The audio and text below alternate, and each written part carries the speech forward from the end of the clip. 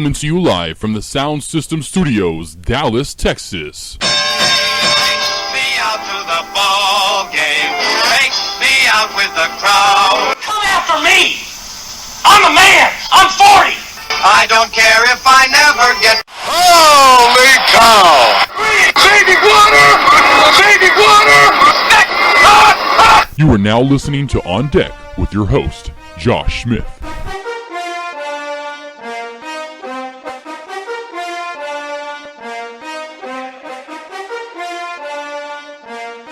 That's right, you heard the man. I paid for him to say that. It is On Deck. Thank you for listening. I am your host each and every week, Josh Smith. I hope you got that by now. Certainly some things to get to, though, this week. I think it's like last week, just a little bit more updated. Deflategate. Let's dive into it. I'll tell you what I think it means. Hopefully you care and you know what I'm saying is going to be the truth anyway. NBA playoffs. It is all updated. I was half right on predicting what was going to happen, but I don't think too many thought the Rockets were coming back from a 3-1 deficit. American Pharaoh, let's get to the stud man horse that is. Well, not that there hadn't been many of these getting through the first two legs of the Triple Crown. We'll see if he can't pull it off. Something a horse hadn't done since late in the 70s, like 79. Yeah, that was the year. Golson, where's Everett Golson going to be playing football at? Well, it was most likely going to be in Florida. Definitely going to be in the Southeast. He chose Florida State, maybe? Maybe he chose Georgia.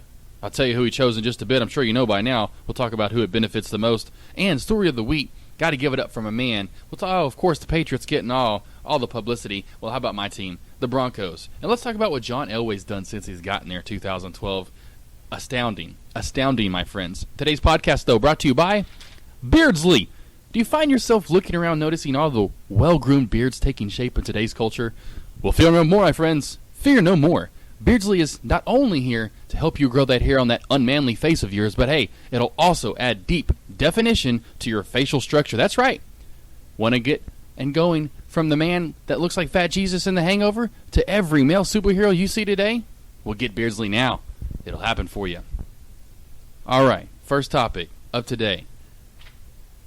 Deflategate, of course, as it is every day on every sports station and especially ESPN. Well, mainly because what happened? Robert Kraft decided to come out today and say he's not going to appeal, not at least the team part of what's going on. Everyone's kind of confused about that. But let me tell you about this. Did you know that him and Roger Goodell, Mr. Roger Goodsell, met this weekend? Yeah, over this weekend, they were at an event together. I forgot it was someone's birthday or someone's wedding or something. I forgot even. Point being, they met, they hugged. You knew something was up if they hugged. So, of course, Robert Kraft kind of said, okay, guess what? I reluctantly will face the crimes, pretty much as he put. Reluctantly will face the punishment. But that doesn't mean Tom Brady's appeal is not still in place, because it is. It's still in place. And no, this doesn't tarnish Brady's his legacy or anything one bit. I'm tired of it. Let's not even talk about that. 3, 4, 5 years from now, we won't remember that. Remember when Ben Roethlisberger beat up his hot girlfriend, then he crashed a car, yada, yada, yada. Multiple people have done many things. Lawrence Taylor being suspended. All kinds of people have been suspended throughout the years. Is that what we really remember him for when we remember him for on the field and what they did on the field? No. I don't think anyone remembers John Elway, as hell I'll get to, as a big baby when he came. Well, Terry Bradshaw and people like that are hater. Anyway, some people, no, you get my point. They don't remember those things. So enough of that. I'm not even getting into that. You've seen what Brady's done throughout the freaking years. Are you serious? Let's look at what he had when he hardly had a real superstar team put together in the early 2000s when he won 3 Super Bowls. Anyway, you get my point. But they met this weekend, Robert Kraft, Roger Goodsell, and I think in a way too, Roger was like, hey, please take the punishment. We'll come off of Brady. You keep that going. We'll only do maybe 1 or 2 games, maybe even no games. I think they'll come out at least with 1 or 2 out of that. But that's still ongoing. Him coming out today saying we're going to take the punishment. Hey, I think he's going to have to take a big swallow. I think they took a little trade this weekend. They made a they negotiated, made an agreement, said, hey, I'll let that go. You can take my draft picks away. You can take what's $1 million for the Patriots. Are you serious? What are we going to start finding players, especially teams, more than $500,000 or $1 million? It should be more like a $10 million fine or something along those lines. If a team profits close to $1 billion, I think they can handle $1 million like it's somebody else's penny, like it's a penny to me. Regardless, move forward. that's going to hurt the Pats, the draft picks. And not only that, you're hurting someone. I don't get that because you're hurting someone, future NFL players' potential of being drafted. You're taking away a first-round draft pick from some potential first round. You know how bad and how much it means to someone, and money-wise, of what it's like to get drafted in the first round. Albeit, it's going to be a late, most likely draft pick, no matter Brady being suspended for 4 games or 2 or 1. They're going to be good. They're going to win 10-plus games. They're going to have a 25 point. You get my point, but still, you're still taking someone's draft pick away. Someone's taking they're being drafted away. Their gift, their right to be drafted. I don't get that. Really incensed, but they've got to punish the team somehow. So you're also punishing future players as well. So I don't really like that, but that's where it's going to hurt the Patriots the most. Them losing Brady, we'll see what that turns out to be. That we'll have to get to in another podcast, another episode, another day. That could be those first 4 games, and then he's going to come back and play the Colts. And those first 4 games are tough. They could lose easily, even if it's the first 1 or 2, and then him coming off rusty and having to play tough competition. So we'll see what that really. Obviously, it's going to hurt him a little bit, not as much as it's what a lot of people are making this out to be. I don't know why the NFL is making this such a big deal. Why all the previous things that have happened in the last year with Ray Rice, Greg Hardy. I'm not going to go off that's just the top 2 names with all the other things that have happened with Dez Bryant supposedly and so on and so forth with all the other players. It's been a year of being in the limelight, in the wrong, in the negative, but yet they take the motto as there's no such thing as bad limelight, negative publicity. Any publicity is good publicity. Well, no, not always, really. And this is just annoying. And I'm tired of ESPN having to rep it up every day like it's an actual topic. It's done. It's over with. Well, talk about it for a little bit. My gosh, don't talk about it like someone just died. Like you're literally talking about it like Tom Brady just lost an arm in a shark attack event. They're going to be fine. This is all ridiculous. I guarantee you 10 years ago, balls were over and underinflated a lot more than probably things have been seen now.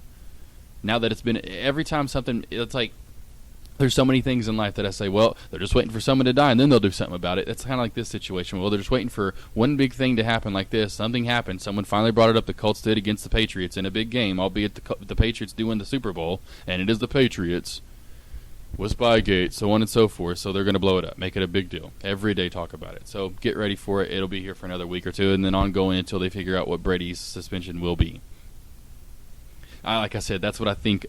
You get my point. This weekend they met. I think they kind of negotiated in a way. I also think Roger said, hey, you're not going to get much. It's going to be one or the other. What do you want? So that's where I think Kraft obviously drew the line and said, hey, all right, then if that's where the line's going to have to be drawn, then I'll go. I don't want Brady suspended for that many games. No way, no how. Yeah, I want him suspended for a game or 2. You can take my draft picks away. Obviously, it's like hey, Tom Brady I know it's only 4 games, or a first round draft pick, so it's kind of tough. Anyway, Deflategate, as I called it, Inflategate for the NFL.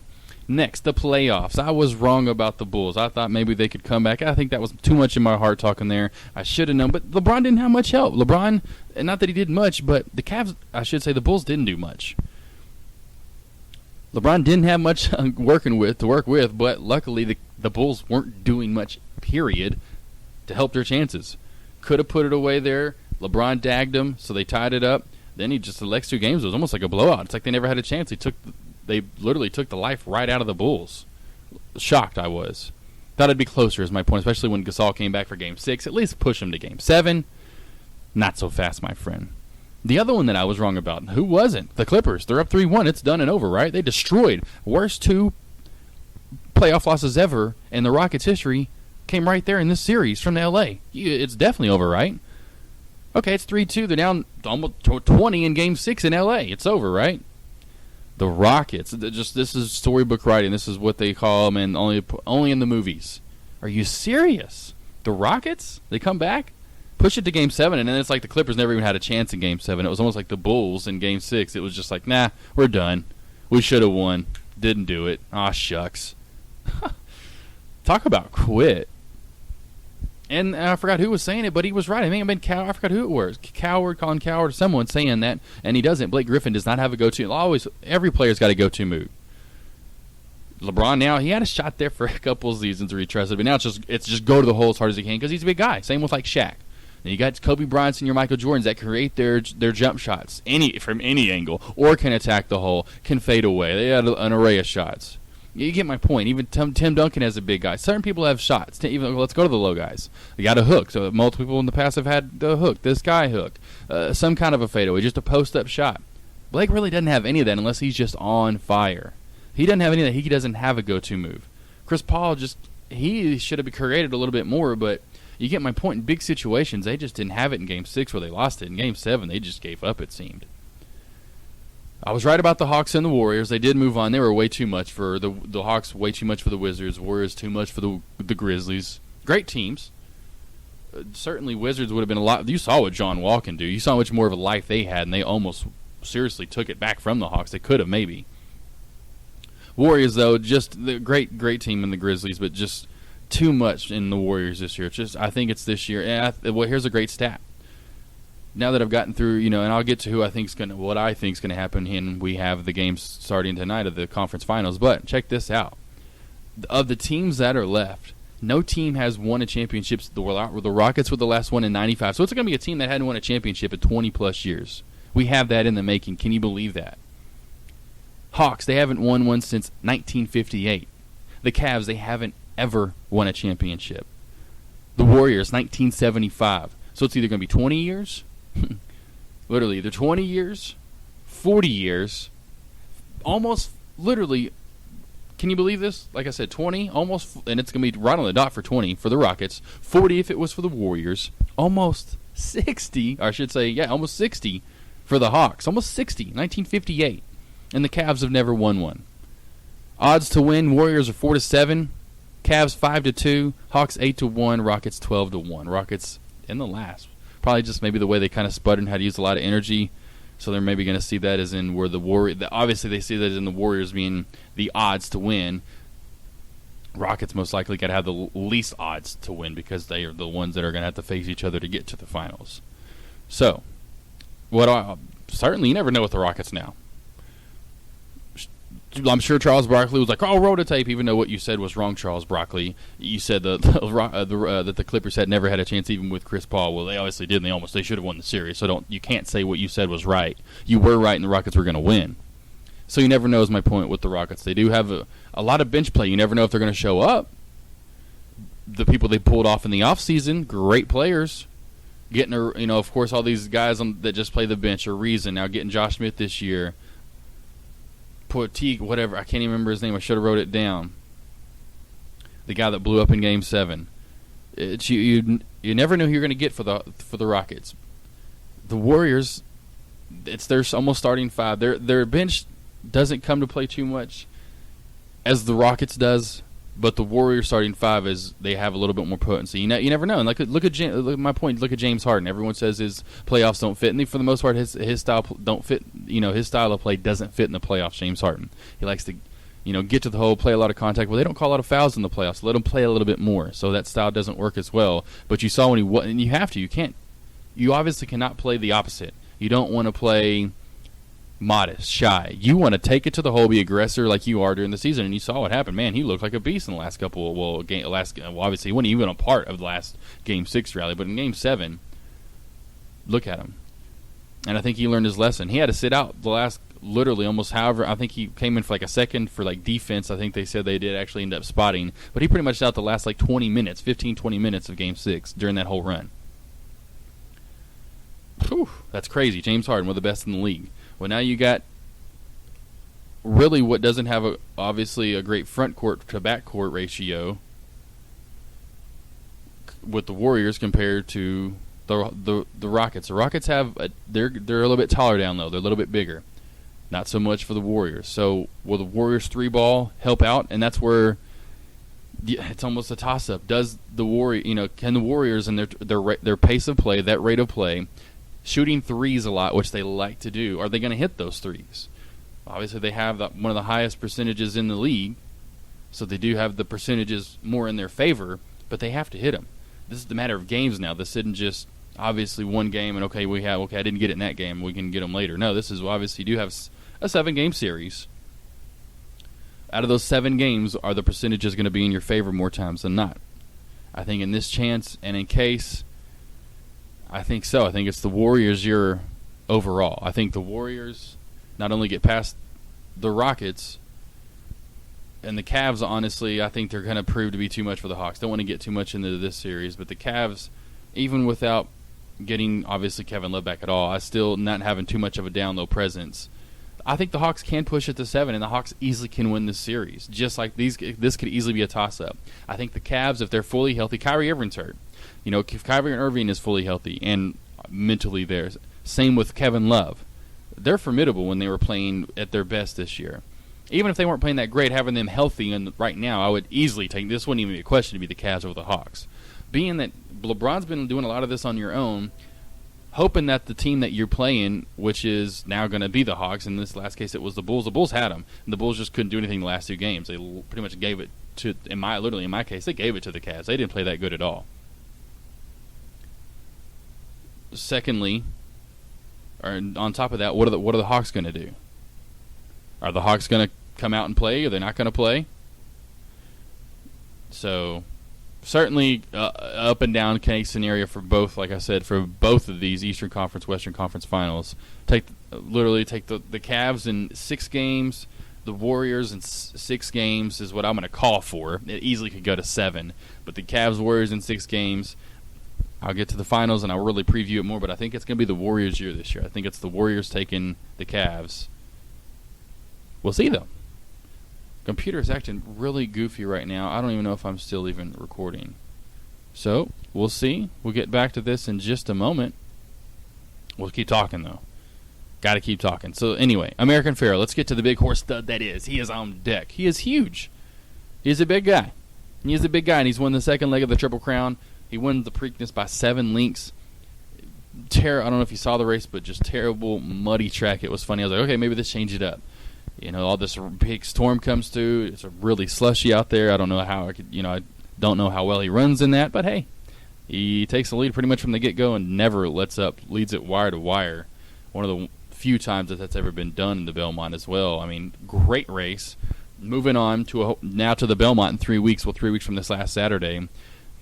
A lot of horses didn't race. There were horses that raced in the Kentucky Derby that took the Preakness off. So they'll have that 2-week advantage, plus not even having to race. So they'll have a little bit of advantage there. Some horses that are going to be in the Belmont haven't raced in either one of them.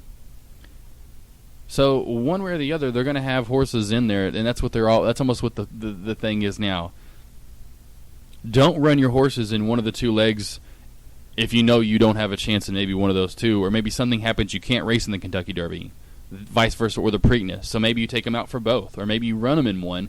Point being, you've got a fresher horse going into that last race, and that's their point, is to knock off the big horse who wins the first 2 legs, because then you can put a ton of money on that horse and put the money on your horse that set these races out, and you're going to win a lot more dough in the back end because you place money on a horse that doesn't have near the highest odds.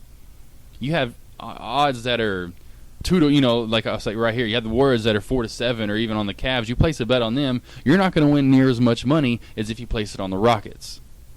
Same thing on the horse race. So that's what a lot of these people do nowadays. They want to, let's knock off the big dog in the big race, and that way they don't win it, and we win a huge slum of money. So, does he win? I'll preview it more beforehand. I'll look a little bit more into the races. Or I should say, and the horses, and I should say the horses at the races. I can't even talk right now. Look more into the horses and those races that those horses have been in, and I'll give you more of a preview, certainly, and maybe, where you need to put your money on come Belmont Triple Crown weekend. For now, it looks just as good as a lot of the last ones have looked. It looks like he could easily win. Not easily, it looks like he could do and pull off the Triple Crown. But like I said, so many fresh horses. This is the longest race out of all of them. It's like a quarter mile longer. Does he have that last final stretch in him? A lot of the last horses have not had it, being that they were tired because they were in the first 2. We'll see with my man American Pharaoh. I'd love to see it. Just like I love to see perfection. I always want to see the undefeated teams, whatever. So even if I don't like them, I'm for them. Let's get to my man Jonathan Elway. Man, has he done? Because earlier I was going through my DVR, saw the first round wild card game that they had against the Steelers back in 2012. If you don't remember, they went into overtime in the year before. The Steelers were in the Super Bowl. They were the AFC champions. They lost to the Green Bay Packers in a great Super Bowl that I obviously still think that they should have won. Easily could have. Well, anyway, let's look what Elway first brought in and had around him and what he's produced afterward, even after these coaches that he had, even some of them on staff when he got there. Look what he's done afterward. So he gets there. First year, who's who he has? Mike McCoy, offensive coordinator. Your head coach, you pulled in John Fox. Dennis Allen is your defensive coordinator. Okay, well, you go and you with Tim Tebow, with that great strike to Demaryius Thomas, albeit, and he was the one that made the great play, too, after that. You beat the Super Bowl, the people are, I could want to say the Super Bowl, the defending AFC champions. The team that was just in the Super Bowl the year before, a great team still, albeit certainly in the Steelers, you beat them. That's pretty great. So that's in your first year. Like I said, Mike McCoy, offensive coordinator. John Fox, head coach. Dennis Allen, defensive coordinator. I'm not going to talk about certainly what he's done throughout the draft and the free. I want to keep this show a little short. Sorry. Otherwise, certainly this show could be about a half hour longer, just talking about who all he's drafted and the players and what they've done. Let's just talk about the coaches. So that first year, Mike McCoy, offensive coordinator. Well, he goes on to be the San Diego Chargers head coach and still is. John Fox, well, of course, he was there for a few years, went to the Super Bowl, so on and so forth. Well, now he's with Chicago. Defensive coordinator, Jack Del Rio. Where did he go? Well, guess what's funny? Or I should say, well, it ends up being Jack Del Rio. He has Dennis Allen that year. Well, he goes to Oakland. So you have Mike McCoy, your offensive coordinator, to go to San Diego, where he's still the head coach. Dennis Allen to go to Oakland, where unfortunately he does get fired. So you replace Mike McCoy with Adam Gase. You replace Dennis Allen with Jack Del Rio. I think we've heard of those names. Adam Gase, quarterback's coach, the year before he was named offensive coordinator, then becomes offensive coordinator, and of course does get parts ways this year with Fox, and he goes to Chicago. He's still the offensive coordinator there. You replace Dennis Allen, like I said, Jack Del Rio, which is funny. He replaces Dennis Allen, your former defensive coordinator you had here in Oakland, as the head coach. So both your last two defensive coordinators have been the head coaches, the last two head coaches of Oakland. It's like, Oakland, what are you doing? You're replacing a former Denver defensive coordinator with another defensive coordinator from Denver? It's kind of funny. I didn't look into history to see how often that's happened before, if a team has ever done that. Hired a head coach from another team 2 consecutive head coach terms. Well, of course, you replace John Fox with Gary Kubiak. So all these coaches that were your assistant or obviously not only assistants but could have been offensive or defensive coordinators go on to be head coaches at other teams. Mike McCoy, there's one. Dennis Allen, there's another. Jack Del Rio, there's another. John Fox brought him in, he went off to another. So that's kind of another. Now what does he have on staff? Of course, Gary Kubiak, former Denver Bronco, back up to Elway, then offensive coordinator for like 10 years under Mike Shanahan, and we've known what Kubiak's done since then. Wade Phillips, former Denver Bronco head coach. He is now the defensive coordinator, taking over Jack Del Rio. But we know Wade Phillips has been all over the map. Of course, right before Shanahan got there, he was a head coach at Denver, and goes on to head coach at other places and defensive coordinator here in Dallas. Offensive coordinator Rick Dennison, former Denver player, and saw him for many years there on the sideline, and as he was offensive line coach, then offensive coordinator for 2 years from 06-08 at Denver, then Texans offensive coordinator after that, and the Ravens quarterback coach, so he just follows Kubiak around. You see a lot of coaches follow other coaches around because they know they're going to have a job and make good money doing it.